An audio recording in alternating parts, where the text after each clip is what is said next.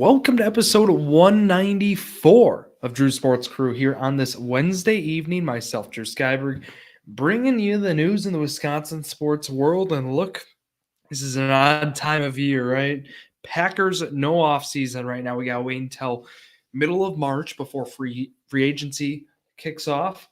Brewers, spring training coming right around the corner. We got actually a game this week.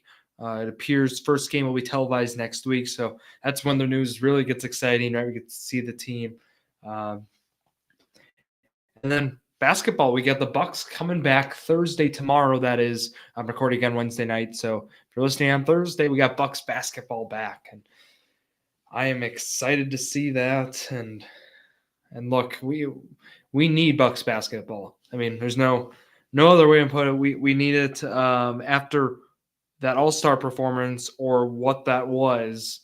I'm speaking about the All-Star game and All-Star Saturday. All-Star Saturday, if you're a Bucks fan, was as disappointing as it can be.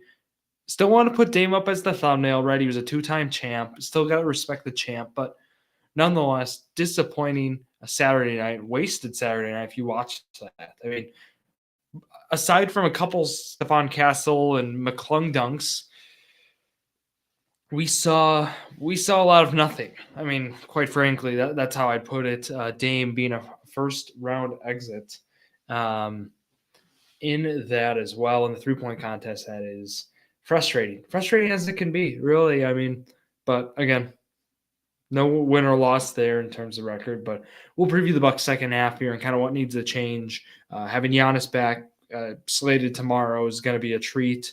But how is this team going to navigate the rest of the season? What's the expectation? Where do we expect them in the playoffs? Those questions will be answered as well. But first, right at Drew Sports Crew on YouTube, Instagram, and TikTok. Just posted an LB rankings here just before the episode. And look, go check those out. Go check out some rankings. I do power rankings. I mentioned betting content. We have it all, so check it out. But and yeah, I mean, the baseball season with it coming around the corner, fantasy baseball will return for its 4th season here on the podcast. May have an extra spot, may not. Feel free to reach out at Drew Sports Crew if interested. Head-to-head points is the style there. So we have that, and then also March Madness, a month away, $10 buy-in, 100% of the pool is paid out. Trust me, that's valuable come March.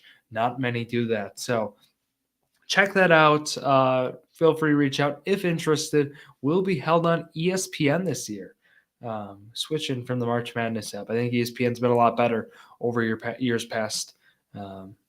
Short rant, just the NCAA app is so clunky sometimes. It really is. Trying to have people sign up, it either doesn't work. When you try to click on the link, it doesn't work. It doesn't work as user friendly. Right, the ESPN one takes you right to the app. The March Madness one doesn't. It just logistically not a fan. But again, going through what we'll talk through this episode, 2 main things. Not really Packers here. We're gonna talk about the Brewers here first and foremost. Talk through what is going on with the team. Some scrutiny at the national level. Ken Rosenthal, actually a well-respected reporter, had some comments for the Brewers. We'll check those out, and then we're going to go over to the world of basketball. And again, we're just going to double check and see how everybody's doing on the Bucks side and talk through that. And we'll go through those. So let's start on the Brewers side. I thought this was a little interesting. I don't know if I agree nor disagree. Ken Rosenthal had an article come out yesterday in The Athletic, a couple days ago, talking about really the problem with spending in baseball, which a valid point. Just on Journey to Million, we talked salary cap goes up 20, 30 million each year. It's gone up almost 100 million in 5 years. We obviously don't have a salary cap, but the NFL is in a great situation. Baseball, not so much. Players, they can't get to agree to. Why would they agree to a salary cap when Juan Soto can sign a deal like that, as can Shohei Ohtani sign a crazy deal as such? Why would they agree to such? But then, of course, the owners would want it. This would make my Milwaukee Brewers more competitive in theory, right? But then the salary floor, the owners don't want to agree to that. Then we got to spend money. Obviously, I speak for only a few and so on, but the situation's kind of muddy. And Rosenthal, I feel, correctly calls out, hey, these teams that should be going all in, that we'd see go all in other times, are not going all in. I mean, I'm not speaking from the article's examples, but let's look at some teams. I mean, like I think of right away the Washington Nationals. They're a team that's rebuilt the last 3 years. They got young guys coming up. Hey, this is the year. They haven't spent a whole lot of money in the offseason. The Minnesota Twins are an example like the Brewers, have made little to no moves. The Brewers are actually, they've won kind of like Tampa Bay. So I'm not going to, I'm going to use the Brewers though as the example. They signed one guy who was pitched last year in the big leagues. One guy who's played in the big leagues. I shouldn't say pitch, but it was a pitcher.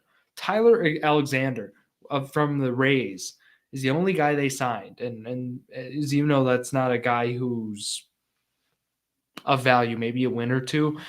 Point being, and then that's being generous, mind you. Point being, there's a problem with what's going on in baseball. And yeah, Rosenthal calls out, I mean, the Milwaukee Brewers, as does Bob Nightingale. I mean, these are well-respected writers in the industry calling out our beloved franchise in terms of spend. And they have a valid point, right? I mean, we're playing it cheap, right? The whole NL Central is playing it cheap, quite frankly. We saw Cubs don't want to pay Bellinger. They ship him out. They trade for Kyle Tucker on a one-year deal because he's still cheap. They're going to re-sign him. I don't hate it that the Cubs, they pull the money in the manager and the third base coach. So I think with the Brewers, though, it's been right under scrutiny, especially after this season. I mean, the season they're having, it felt like an increase. I still want to highlight the Brewers are still in the 20s in terms of payroll. And the payroll sitting right now at $104 million. That's what per Spot Track had it. And the thing is, right, the Brewers are in the 20s in terms of payroll, I believe. But again, they've held pretty flat compared to last year, and the concern is, why is that? They should be spending more, and we're not seeing that. I think right. I mean, of course, the owner Mark Anastasio has been called cheap over the years. I think shout out Milwaukee Journal Sentinel, shout out more local journalism. I think they've done a really great job over the past few years trying to like highlight the kind of what's going on in the situation, right? And the other tough thing is, right, because with this team being 17th in payroll, but the expectations are to win the World Series. We saw, obviously, we've seen teams make the run to the World Series or even win the World Series, not even being top 10 in payroll. So it's still a feasible thing. It's just frustrating that the Brewers are where they are, and right, with only sounds like $2 million is what's going to be the increase year over year. It really hasn't been a lot of spending, and some of that, right? I mean, Rhys Hoskins, that contract mess, obviously just Yelich's contract going up, or and how that's paid out. So Brewers this spring right away is, hey, this is the team you're going with, really? I mean, that's the reaction from the national media is this team should have spent more, should have done more. They haven't. So that's how people are looking on it. So obviously we look internal. We say, hey, right? I mean, talk about top prospects, like Craig Yoho, Jacob Mezrowski, obviously might not, be ready opening day, and more so, Mezrowski, and we expect to see him earlier than Yoho. Point being is there's a lot of guys in the pipeline who we know are going to make a difference in the next, could make a difference near the end of this season, at least some point in this season. Furthermore, next season, right? I mean, Caleb Durbin going to be a starter, most likely, the guy who they also got with Cortez in the Williams trade, Devin Williams, that is, the Yankees. We know there's guys in the pipeline that maybe these national guys are not considering, but, it's easy to look at the number and say, hey, this only went up 2 based on the win total last year, should have went up 20, right? And I get that, and I get that's a valid, it's a valid way to look at it, if you're looking at it from the national eye, right, on all 30 teams. But when you dig more into the situation, you kind of see more to why. And, right, we all know they could have spent more.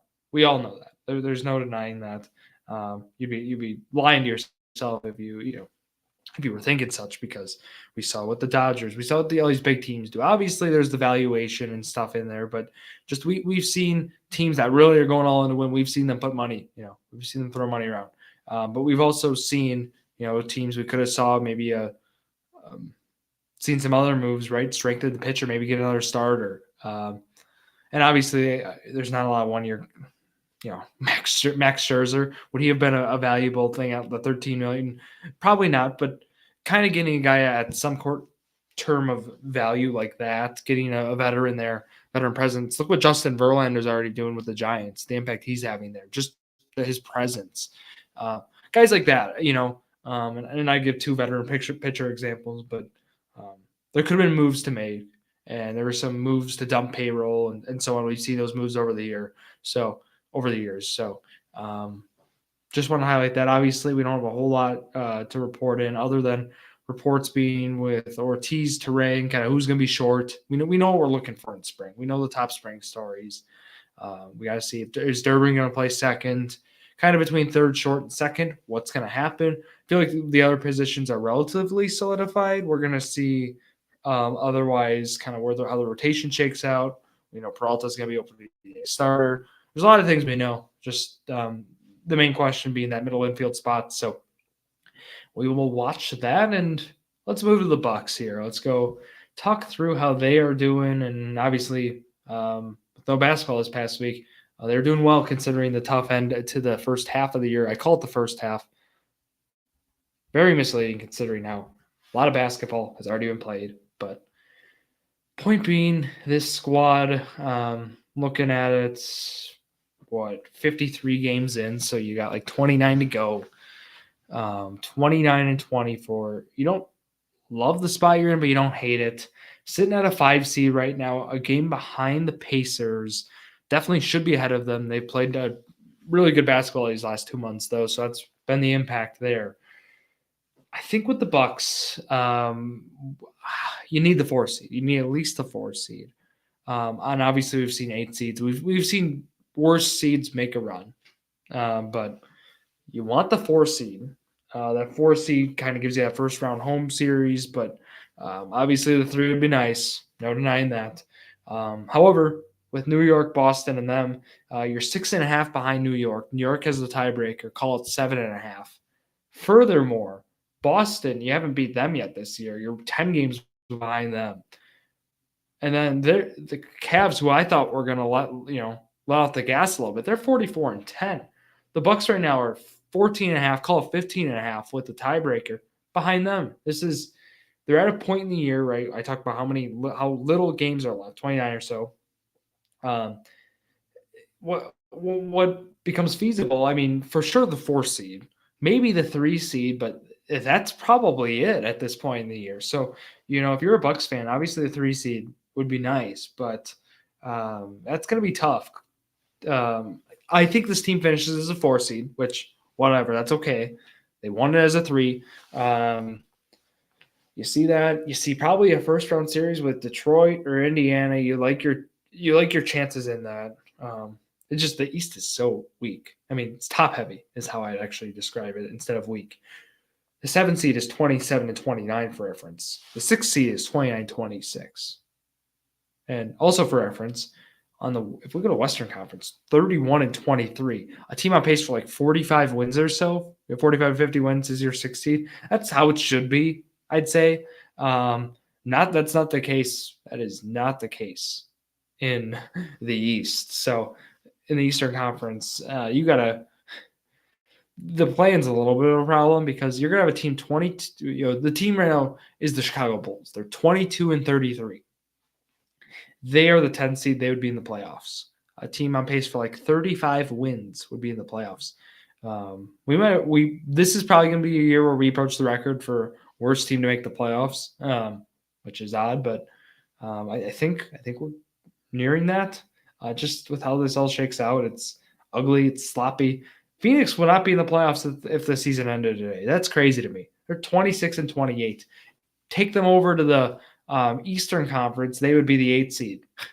They'd almost be the 7 seed. Just but they're the 11th seed in the West. Just how it shakes out, how the league sometimes works out. There's teams fighting for spots over there that should get in. Some teams are still going to miss out. Obviously, on the East, it's pretty easy. I mean, Toronto, Charlotte, and Washington have no business being near the playoffs. Yet they're only 2.5 few games back, or some of them. Obviously, not Charlotte and Washington. They're in a whole nother mess. But point is, the Bucks got work to do, and they're in a conference where if they don't even get the job done, they're going to be in the postseason. So we just got to be appreciative of that. But the schedule, I'll tell you, it gets a little bit easier. Some tough games in there, but overall, you don't hate how it shakes out.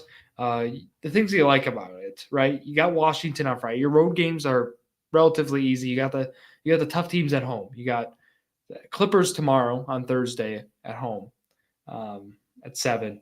Then you got the back-to-back. The back end of it, though, is the worst team in basketball, and the Wizards. So you definitely like where that is.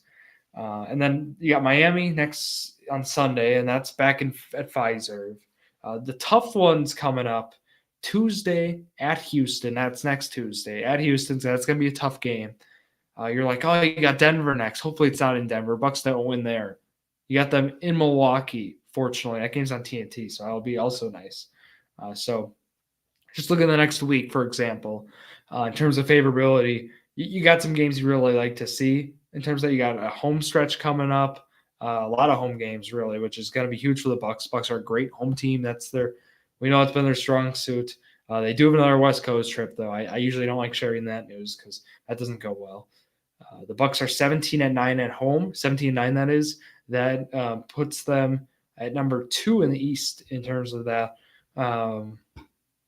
So if you look at that, this team's great at home. There's no denying that. Not as good as 25-3 good as OKC is. That's remarkable. They've had 28.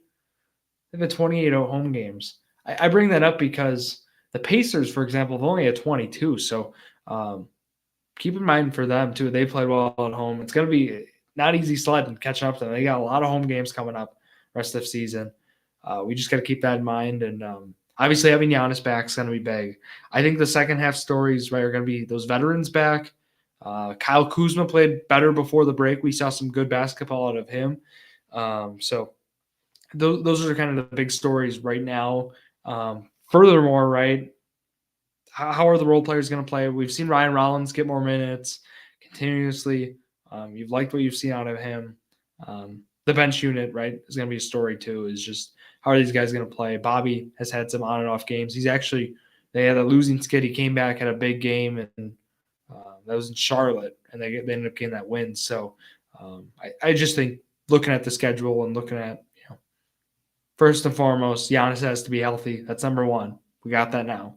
Number two is how are these guys going to play, off the bench? And furthermore, our acquisition in Kyle Kuzma, we need that impact as soon as possible. We need to see it. We've seen a little bit of it. I want to see more of it. So that's what we're looking at here coming up. And that's going to wrap it here. For myself, Drew Skyberg, appreciate you listening. And again, at Drew Sports Crew. So thank you all for listening to yet another episode of Drew Sports Crew, the perfect podcast for you.